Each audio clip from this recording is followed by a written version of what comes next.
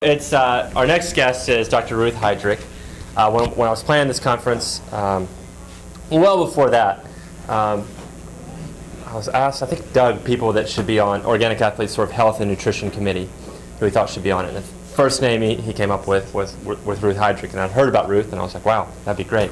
So I emailed her, and it was like within 5 minutes I got an email back, and she was like, yes. And I was like, wow, okay. And then I told her we're having this conference, and I think before I even asked, it was like, yes, okay.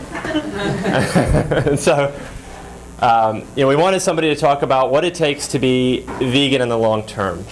You hear a lot of stories of people who have gone vegan or gone vegetarian, and they stay that way for a couple years, and then it just doesn't work out for whatever reason. Ruth has been vegan for 23 years. She's a tremendous athlete. She's won 900 now. She's going for 1,000 gold medals in running and triathlons. And we serve on VUNA together. We're both counselors on the Vegetarian Union of North America, so that's been an honor to work with her. I was very pleased to begin working with her. So I'm going to hand it over to her and let her talk about long-term vegan success. Yeah, great. So Thank you, Bradley.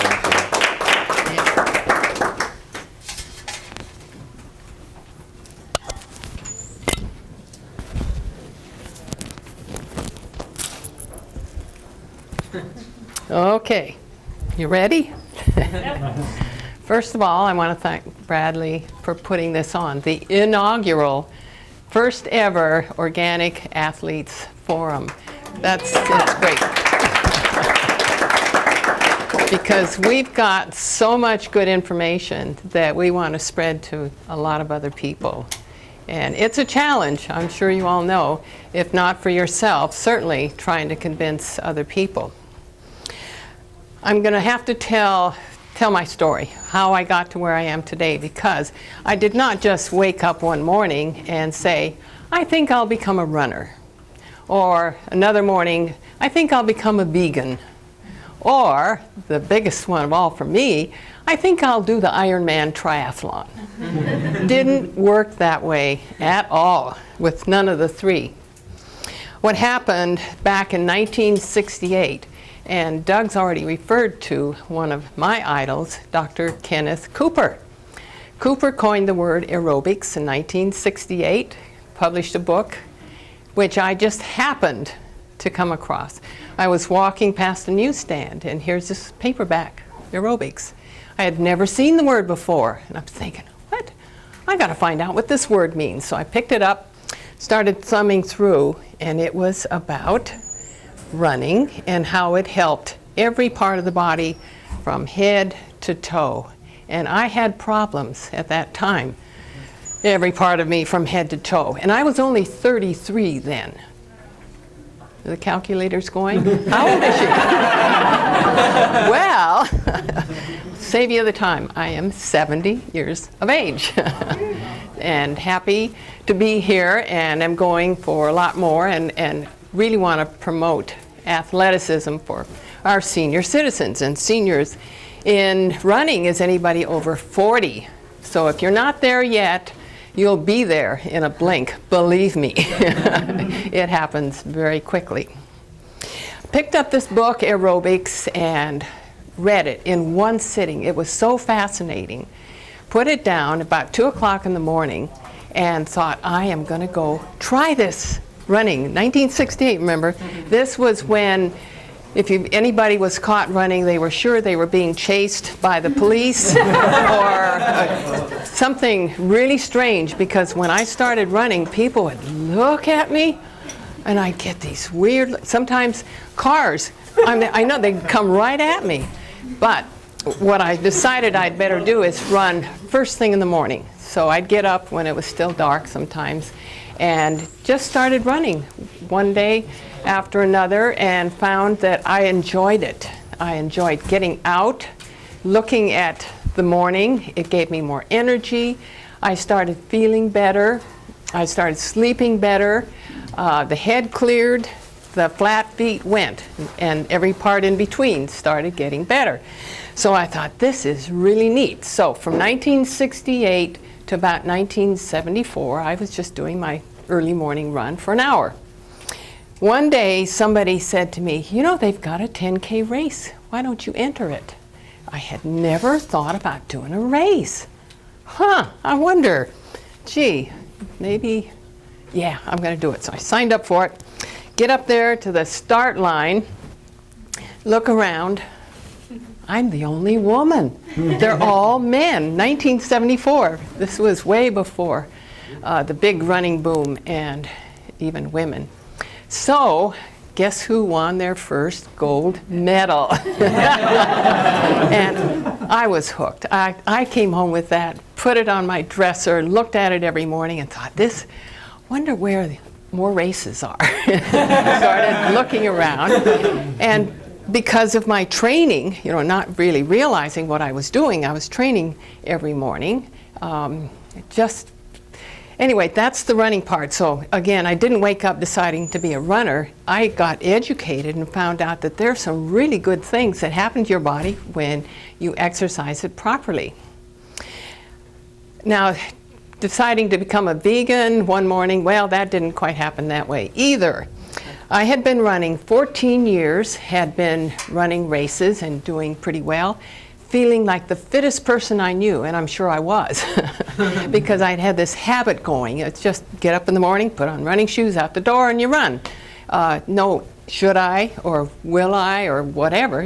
I just did it just as routinely as everything else you do in the morning. 14 years later, I find a lump in my breast, right here. Go to the doctor, and the doctor says, well, I don't think it's anything to worry about. Lots of women have cysts in their breasts.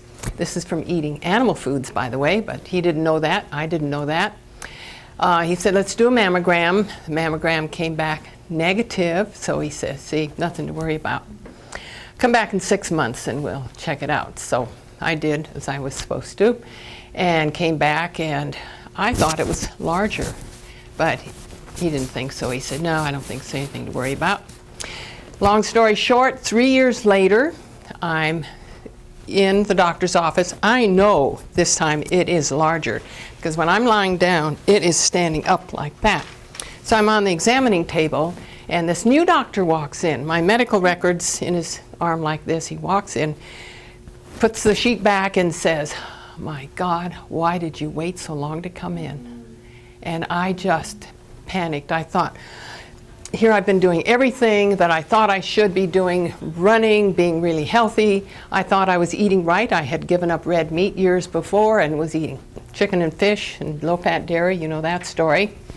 And thought I was really healthy. And how could my body have betrayed me this way?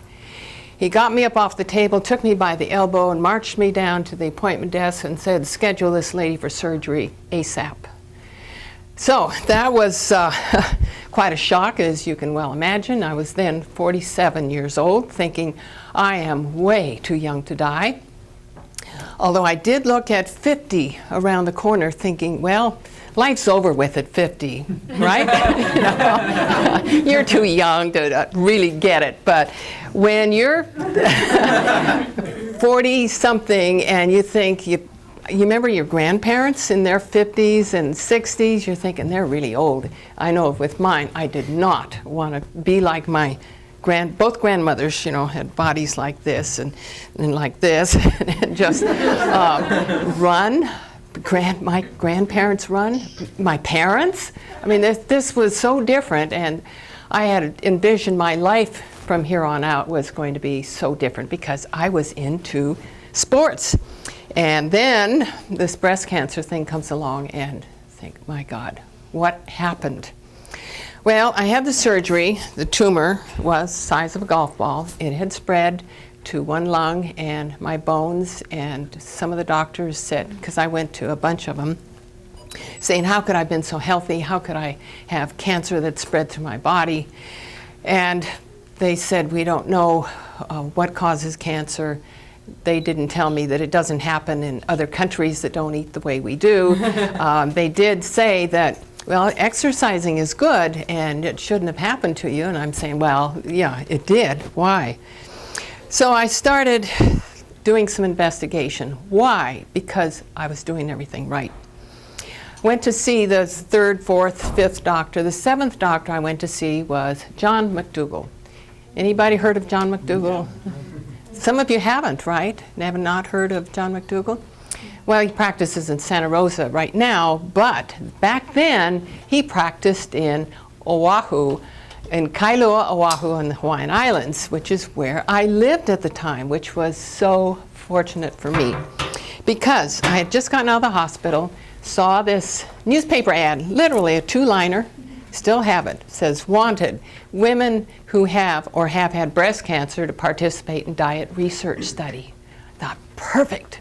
I was already a graduate student. I was well on my, in fact, all but the dissertation to a PhD in psychology. So I knew research study, boy, that's what I want to do. So I called him up and got right through. How many times do you call a doctor's office and the doctor answers? That never happened. He said, get your medical records and come over to the office as soon as you can. He greets me at the door, and I'm thinking, this is no ordinary doctor. Sits me down. 2 hours later, I'm a vegan. That's how quickly I made the change. And it was a matter of education. He said, the reason you got breast cancer is because of the hormones in the animal foods overstimulate the breast cells, and with your high-fat diet, and I said, no high-fat, chicken and fish. With your high-fat diet,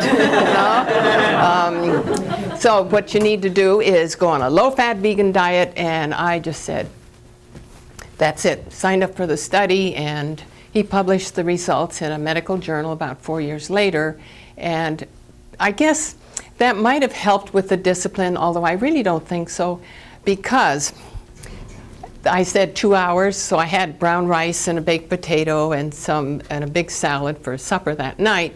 The next morning when I got up, something happened that I was really unaccustomed to. I had been constipated my whole life. I didn't know it. In fact, I'd been told by a number of doctors that going 3 or 4 times a week is normal for some people. And I, boy, is he wrong about that? Because I then found out what normal was. I was getting enough fiber, finally. So this was one benefit that I saw immediately. I mean, just the next day, and the next day, and the next day. And boy, that solved one problem. And by the way, I have a grandmother that died of colon cancer. So I was headed right for colon cancer after the breast cancer. Doctors would tell you the two kind of go together. Well, same cause, obviously. So do a lot of other diseases. So again, I didn't wake up saying, I think I'll become a vegan today. That's how that happened. The Ironman, okay. Notice my uniform. This is my very first one. Really happy with it because on the back it says what these distances are. You know, a 2.4 mile swim, 112 mile bike, and a marathon. Well, I had not gone back to work after the surgery, and so I had time. I still had the drains and sutures in. I started the vegan diet. And I'm doing some channel surfing, run through the TV, and I just happened upon the ABC Wide World of Sports. And I see this event going on. And remember, I'm already hooked on running races. So I see these young, fit bodies doing the swim. Well, I'm already in Hawaii, so this is right here in my backyard.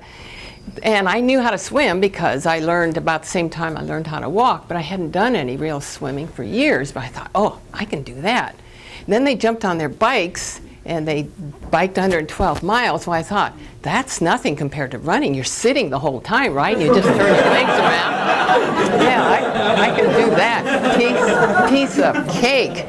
The hardest part, obviously, is the marathon. Well, by this time, I forgot to tell you, I'd run, I think it was 4 marathons. So, and I, knew that was very doable. So I threw in addition to my every morning run, I started adding the swimming and the biking. And I started feeling more fit and stronger and thought, I'm going to beat the cancer. I am also going to do the Ironman. And then I thought, wait a minute, lady. Cancer patients don't do Ironman triathlons. And then I thought, I'm going to be the first cancer patient to ever do the Ironman. Then I thought, lady, you're 47 years old. You know, that's, these are all young people, 20s and 30s, who are doing the Ironman. Then I thought, well, I'll be the oldest woman, oldest female cancer woman doing the Ironman. So that was my goal. I started training, and it just kind of fed itself. The more I did, the fitter I felt. I felt strong. I'd get a little depressed thinking, why me? Why the breast cancer? And is it going to kill me within weeks, months, maybe years if I'm lucky? I'd go for a run and a swim, or a swim and a bike, and come back thinking, oh my God, I am so lucky to be alive. It was just the opposite from the way I felt before. The exercise was important, but here's a lesson here. It's not enough. I was a marathoner, still got breast cancer. So I became a vegan triathlete. In fact, I have baseball cards. I have enough for everybody, so if you want one. They're just like regular baseball cards, except there's a picture of me across the finish line of the Ironman. It says vegan triathlete. And this is the message that I'm trying to get to everybody. This is the way to have exercise be fun, be competitive, because what I found, I don't know about you, but the best way for me to push myself is line me up at the start line, have the gun go, and see who wins. I've always been a little bit competitive, and still to this day, you know, it's fun. Now, in terms of advantages, recovery, so many races, 900, as Bradley said, and I'm going for more. How do you get that many races? Well, Doug Graham mentioned this morning, people don't train, they just compete all the time. I didn't quite do that. I trained every day, but I entered as many races as I could, as many as I heard about. I went everywhere. I ran the Great Wall of China. I've done the Moscow Marathon. I've done Boston. I've done New York City. Total of 67 marathons. But at this point, I was still training for the Ironman. So I did things like the Run to the Sun. Has anybody heard of this race? It's on Maui, 37 miles. Start at sea level in Kahului, and you go up to 10,200 feet. And that was one of my training runs, because I thought, if I can do 37 miles at a stretch, surely that's going to help me. And this was 2 months before my first Ironman. So I took off running, and it's getting steeper, and the air is getting thinner, and I'm starting to labor and to think, oh my gosh, I don't know if I can do this. Got to an aid station, and it turned out to be the 26-mile point. And I was getting some water, and looked down, and way down there, I could see the beach down at Kahului. And here I'd come. I thought, these legs have brought me 26 miles to here. I was so proud of myself. I've already done a marathon. Then I looked up here, 10 more miles, and they were almost straight up. And I thought, oh my God. Then I said, lady, if you think this is tough, just wait till the Ironman. And that just energized me. It just got me going again. Crossed the finish line, and guess what? Another gold medal. There weren't a lot of women in their late 40s, and that is one of the reasons why I did so well, but not always. There are some that I really had to bust my butt to get across the finish line before they did. And it just made me stronger. Looking for other races, well, there was, I remember one time, Ironwoman Park, there was a state championship 5K. And here I was going for state records because they were so soft.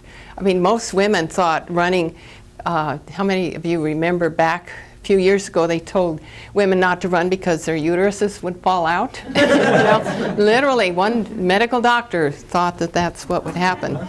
And then all the rest thought that running was going to wear out your knees, that cartilage from running was going to destroy knees. So there weren't a lot of people, women, especially older women, running.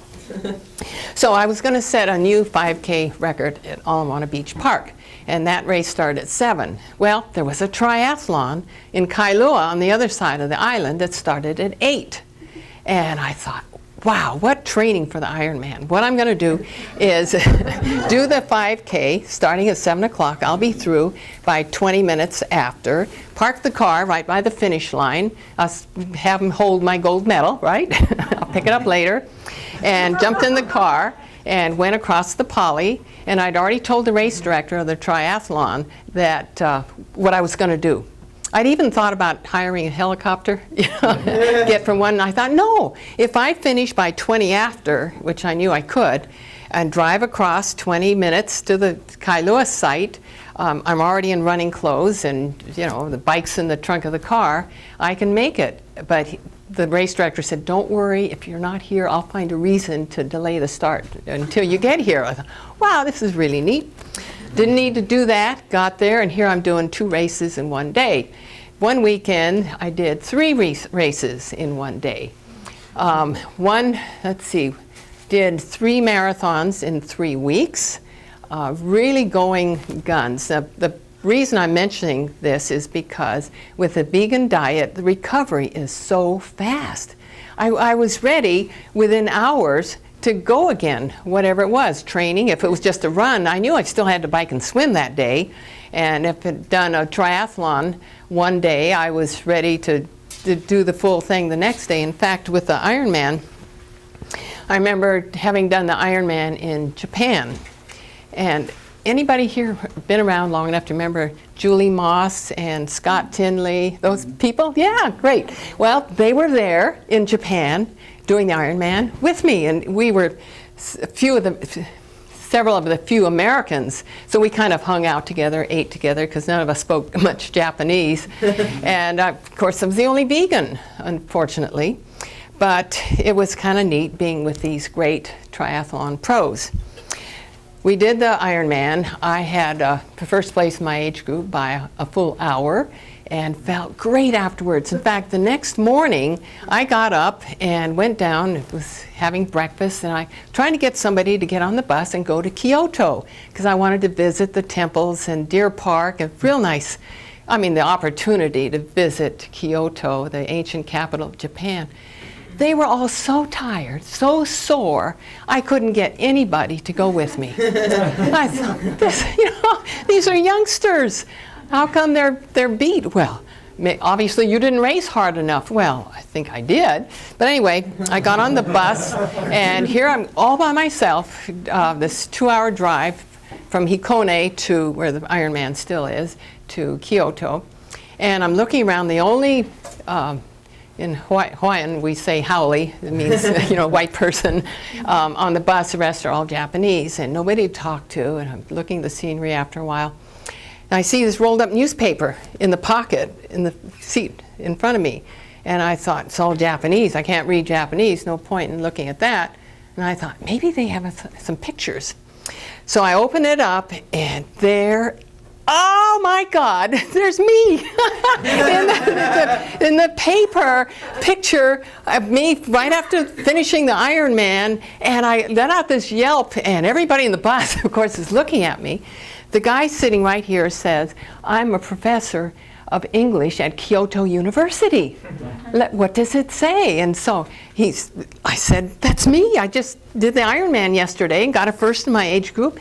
And the article wrote up, said, American woman, 54, does Ironman, conquers Ironman, conquers cancer. And of course in Japan, cancer is a real big, scary thing.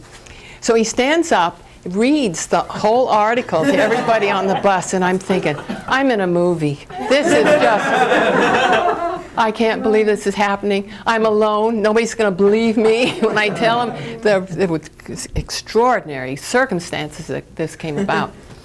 So is that going to lead to positive reinforcement? Right, yeah. Oh, I can do more of this. I did the Ironman in New Zealand. Well, to back up just a bit, I got, right after one of the Ironmans in Kona, I got a call from Continental Airlines. And this is the sports promotion director. He said, how would you like to be sponsored by Continental Airlines? And I go, oh my God. Sponsored? He said, yeah, they have an Ironman in New Zealand, don't they? And I said, yeah. He said, all right, we'll sponsor you. You wear Continental Airlines logo all over you, and we'll fly you there. I thought, this is incredible. So I'm flying down and get to New Zealand, and because I'm so I know the diet is so important. I offer to give some talks while I'm down there. So they've got me the week before the Ironman. I'm giving all these talks and thinking I should be resting, I should be tapering, I should be taking it easy. I've got to do well in this. It's a championship, world, as they say, world championship. But I couldn't pass up this opportunity, so I'm talking to all these people. The next day, I'm doing the Ironman and cross the finish line, look back and see where second place is. Because I knew who she was, another American lady, Joyce. I said, "Where's Joyce?" "Oh, she's a half an hour back." So, oh, good, okay. So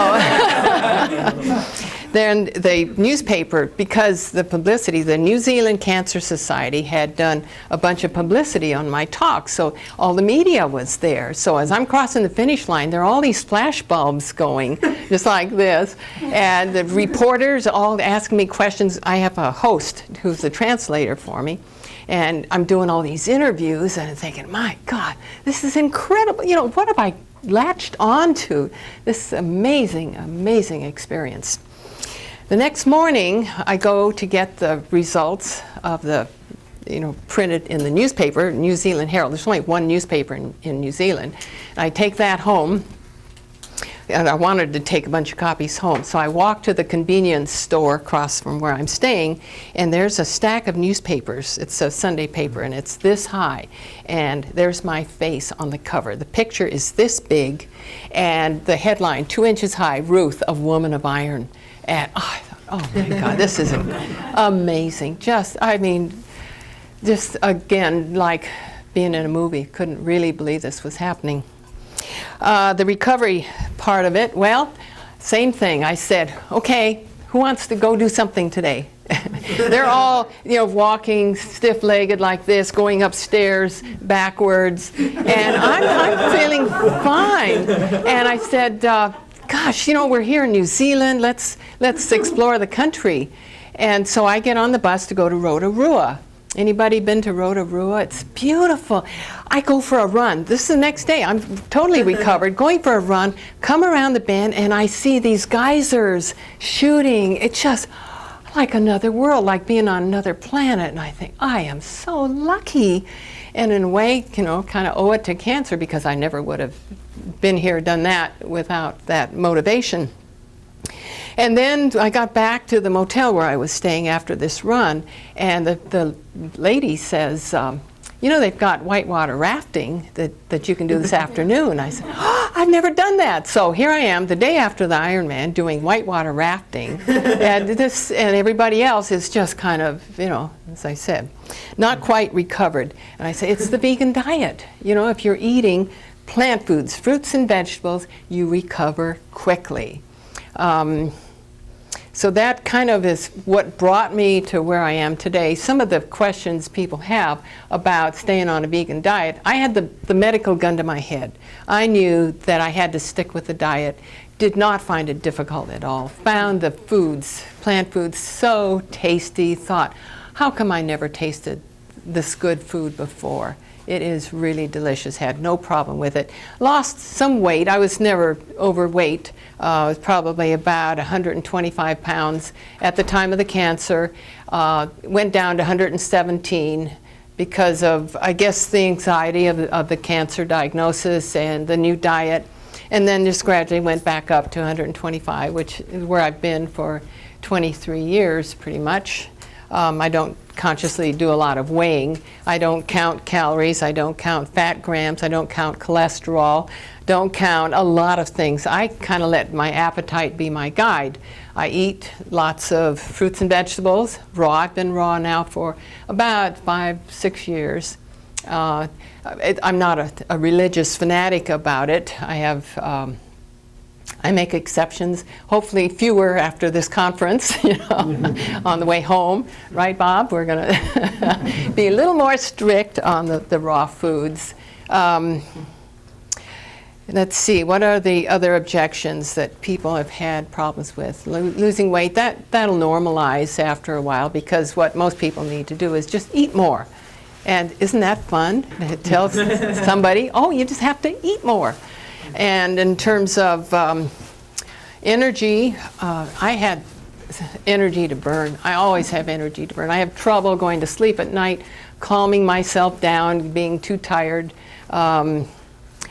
Wake up most of the time just ready to go for a run, regardless of what's going on. I bike an hour a day. I probably do in Hawaii, when I have my usual routine, I'm not traveling, I do a mini triathlon every day. Because if I skip one of those, it feels, like juggling. You have the 3 balls in the air. If you let that one go, you got to catch it. And then another one, you got to catch that one, and another one. And so I'm doing 2 or 3 hours of exercise a day because I love it. And I'm eating raw fruits and vegetables because I love them. So for somebody to say, how do you do that? Where do you find the discipline? You'd have to hold a gun to my head to make me eat animals. After the change in diet had taken place for a couple of years, I started thinking about the animal rights, became sensitive to the plight of animals. And so running out in the country and seeing a cow, I wanted to hug him, and talk to him. I see birds and I talk to them. We have Patrick in the Veg Society of Hawaii who brings a chicken to the meetings because he wants people to pet the chicken and see it for what it is, a loving creature, not food for people. Any other objections? I can't think of any. Let me open it up to any questions. I don't know how I'm doing on time, but I'd much rather this be interactive if I could answer questions or anything. Yes? Did you go through chemotherapy as well? I'm glad you asked that. No. No chemo, no radiation. That was a condition of entering Dr. McDougall's study.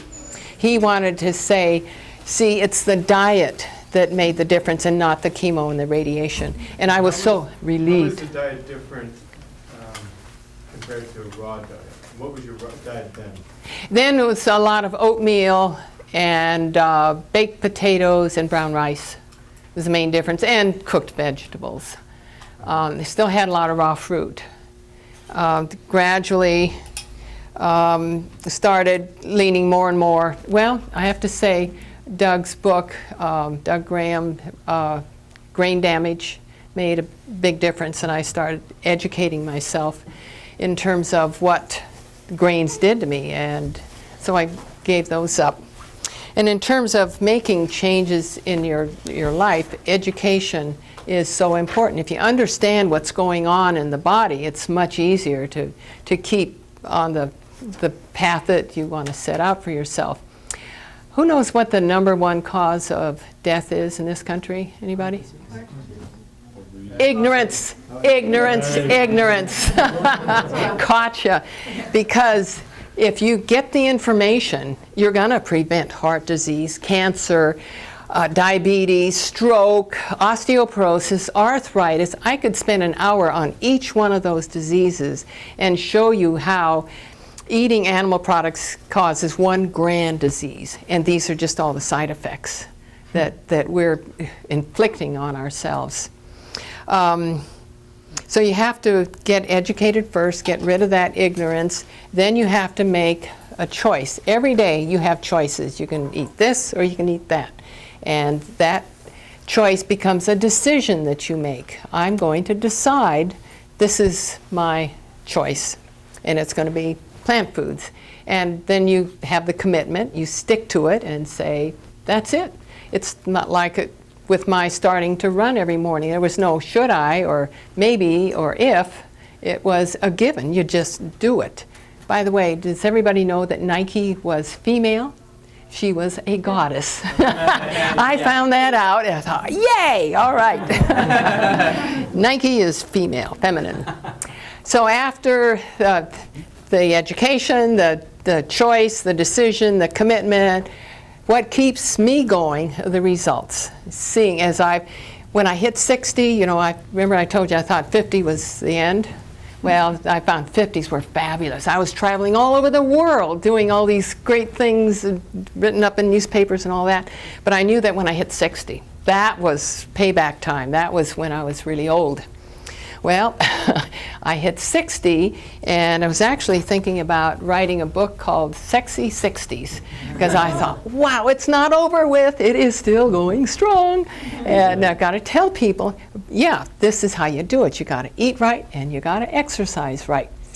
And then when I was looking at 70, I thought, well, for sure, now 70 is the end. Well, it's not yet anyway. I'm 70 and a half. I'll be 71 in February, and thinking, you know, maybe I was wrong about, since I was wrong about all those other decades, maybe the 70s will be just as good. So I've written a couple of books, Race for Life, which that title is so meaningful to me on several different levels. I was racing for my life, but the Ironman kind of became an epitome of my race for life. We're all in a race for life. We just don't always know it. We're all starting at this start line, and the gun goes off, and some of us aren't going to make it because of ignorance.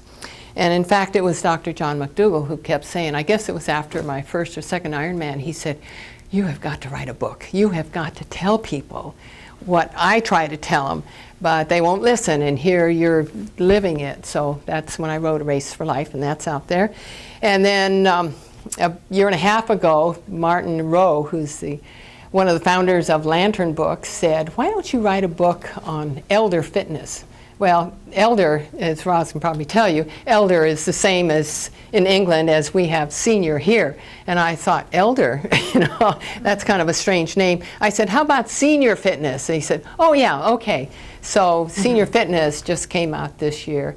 And I have a chapter on each one of the top 10 killers of Americans and how each one of those diseases is affected by diet and exercise. They're both so important. You can't have one without the other. I go through the top 10 drugs that most Americans are on, prescription and non-prescription drugs. You go through the pharmacy and you look at this array of drugs that people can buy. It's incredible. From acne medications to zinc, that's zits, the same thing. Everything in between. Heartburn is from eating animal products. Constipation, I already told you about. Arthritis, my arthritis disappeared. I'd been on arthritis medication for years at the time of the change in diet. Dr. McDougall says, stop that drug, you don't need it anymore. And he was right. Whatever medication, there's usually a reason for not having to take it by changing your diet and exercise. Okay, any more questions? I've started off again. Yes? Do you supplement with anything? And also, what do you eat before you, in the morning, do you eat breakfast before you Okay, two and one questions. Do I supplement with anything? B12 is the one thing that I've been watching. I didn't need any kind of supplement before. In fact, when I went in to see McDougall, you fill out history, you know, all your illnesses, sicknesses, drugs you're on. I wasn't on any drugs other than the arthritis medication, which is very similar to Vioxx. It does the same thing to my body. But I had the list of supplements this long. I was taking everything, along with, you know, having switched to chicken and fish, thinking I'm doing the best thing. He looked at that list and he says, my God, why are you taking all these? And I said, I was just trying to be healthy. He said, stop them all. You don't need anything. B12 was the special case, and I monitored my B12 for 18 years. My B12 levels were fine. Then they started dropping. So I supplement with Red Star nutritional yeast. And still monitor. I'm not sure that's the best way to do it. Sometimes just pop a B12 pill, but this probably long term. Do I eat anything before? No, I can't. For some reason, if I eat first, anything first, it just kind of sits there, a big heavy lump in my stomach. I best when I wake up, do the evacuation, and then I really feel lean and mean and strong, and I can go. I timed it pretty much 2 hours and 20 minutes before running out of glycogen. You remember the lecture from this morning, glycogen. It's stored in the muscle, the liver, and the bloodstream. That's the limit. And so something like an Ironman obviously takes a lot longer than that, and that's when I will start eating. During a race, I will eat what's on the course as long as it's vegan. It's usually bananas and apples. And for the long bike ride, again, you can tuck apples under the saddle. Let's see, what else? That's about it. I keep going on fruit. And after the 2 to 3 hours of exercise, then I start getting hungry. So, okay, any other? Yes? Are you aware of any studies that it's not just the diet, but genetics? Genetics. I'm aware that there are genetic variations among all of us. We all have slightly different DNAs. On average, we all have the same DNA. How many times has a surgeon opened us up and been surprised at what we see? Not very often. Everything is fairly predictable. We have our lab tests within this range of high and low, and we all fall within that. Very few exceptions. What we do have is the expression of genes. Like, I think every one of us would get arthritis if we ate animal products long enough. We would all have heart disease sooner or later, all of us, by eating animal foods. Sometimes you get one before the other. I got the cancer first, but I would have eventually had heart disease because Dr. McDougall, when he looked at my medical records, he said, you know, with a high cholesterol like this, you are at as great a risk of dying of a heart attack as you are the cancer. And I'm thinking, you know, I'm a marathoner, for God's sake. And yet I had a high cholesterol, and that's thank you, chicken and fish, for doing that for me. So the genetic is something we can't do anything about. If you're eating the way we're talking about, raw vegan, and exercising a lot, all those bad genes will never get expressed. And you will probably live pretty close to the full lifespan allotted to humans, 120 years. So that's what I'm going for. So, yes? Did you ever meet Jim Fixx in your early years of training? No, but I did read his book. And I want to tell you, I know what he ate the night before he died. Jim Fixx, does everybody know who he is? Yeah, the Complete Book of Running. It was my Bible. I read it. He didn't do what he should as far as diet was concerned, although he thought he ate a healthy diet. But it was a chicken and fish. Yeah, seafood was his main dish. Kenneth Cooper, by the way. Kenneth Cooper, I told you about him in the beginning. When I finished the manuscript for A Race for Life, I ran it by him. I said, I want you to read this because you are the man who got me started running way back in 1968, and I would love your endorsement of this book. He read through the manuscript. I gave it to him on a Friday. Monday morning, the telephone rings, 8:30. I'll never forget it. So this is Kenneth Cooper. I thought, oh, that's like Jim Fixx, you know, the same, oh my God. He said, I just finished reading this manuscript. I can't believe what I just read. And where do you get your protein? He honestly said that. And then he said, and I don't see where you get your calcium. He said, and I've never heard of a woman with cancer that old, that age, he said, doing it's a bunch of Ironmans. He said, will you come to the Cooper Clinic? He said, I want to run every medical test in the book on you and see what condition your condition is in. So he told me about Jim Fixx at the time. He said, I got Jim Fixx in, but I could not get him on the treadmill. He just kept making excuses. I jumped on the treadmill. I said, yes, test me. He said, I want you to set a world record in fitness for your age group. And he chuckled. He said, I bet you can do it. I said, oh, give me the chance. So the week before, I was doing the Tulsa 15K, and it was world champion, or national championship. So I was going all out for that. I got it, got on a plane, flew to Dallas, and he said, you have to rest. You're supposed to not do a race just before you're being tested to set a new world fitness record. I said, I'm all recovered, and that's the vegan diet. But he still, to this day, does not believe that a vegan diet is as powerful as it is, that you still are deficient. He's got a staff of dietitians who tell him that you cannot get enough protein and calcium in your diet because this is what the dietitians are taught. You know, the materials are given to them by the meat and dairy industry. So, and it would finish that story. He puts me on the treadmill and he said, okay, 26 minutes is what you have to beat to set a new world record. And so I'm running. It's the bulky protocol, if any of you know what that is.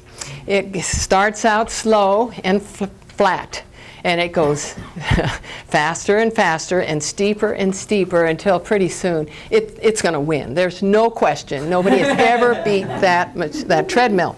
So I'm going along, and at one point he says, okay, you've just passed, and he's got me wired for everything, you know, blood pressure, heart rate. And he says, you've just passed the male age 30 superior fitness category. I go, all right. Here I am in my 50s. And then kept going, and he says, okay, how are you doing? Fine, fine. And I thought, I can go forever. Well, that didn't last long. Because all of a sudden, I'm starting to breathe very hard and thinking, uh-oh, I got to start running. Up to this point, you know, I'm walking fast, and he said, well, don't start running until you absolutely have to, because it's going to take a lot more out of you. And I said, to keep up with the fast treadmill, so I started running. He said, okay, 10 more seconds, 9, 8, 7, down to 0. You did it! You set a new world record! I thought, oh, how neat, how fantastic.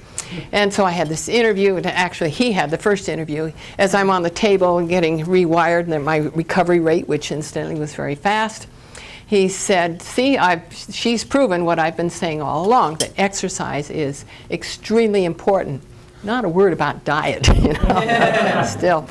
Let's see, there are a couple of other things I wanted to tell you. Yeah, what? On the issue of calcium, have you had any calcium bone density? Oh, I know one thing. Lantern Books has set up a whole bunch of radio interviews, and Monday I did 2 of them. And one of them, this woman, announcer, was setting my introduction, and she says, and Dr. Ruth has the resting heart rate of a 44-year-old woman. And I'm going, you know, I'm on the phone, what? And then I realized she had read that my resting heart rate is 44. And I couldn't correct her because I was, you know, she was doing the introduction. I wasn't a live mic yet. And then I forgot, once the interview got rolling, the resting heart rate of a 44-year-old woman. I thought, oh my God. Yeah, so ignorance, you know, all over the place. You know, the 44 resting heart beats per minute is that of a pretty good athlete, especially female, which normally run higher. What you asked me, the bone density, because my mother and both grandmothers, father and mother, genetic factor again, had osteoporosis. And I was sure, giving up dairy, that I was going to get osteoporosis. Dr. McDougall laughed. He said, with all your running, he said, you are not going to have to worry about osteoporosis. Just to be sure, I went and had a bone density test. Now, well, I won't bother writing. 411 is the average 30-year-old female at peak bone density, 411. I came out at 444. Obviously way above, and here I am at 50 years of age.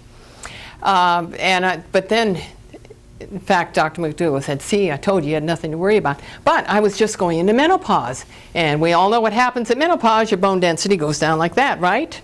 So I had a bone density the next, actually I waited, I think it was 2 years, and it was, in the meantime, I was doing all these Ironman triathlons, and it had gone up to 466. So it was going up through my 50s. And Dr. Shintani, who's my co-host on the radio show Nutrition and You in Hawaii, said, an MD said, this has never happened before. We've got to write this up for a medical journal. This is so unusual.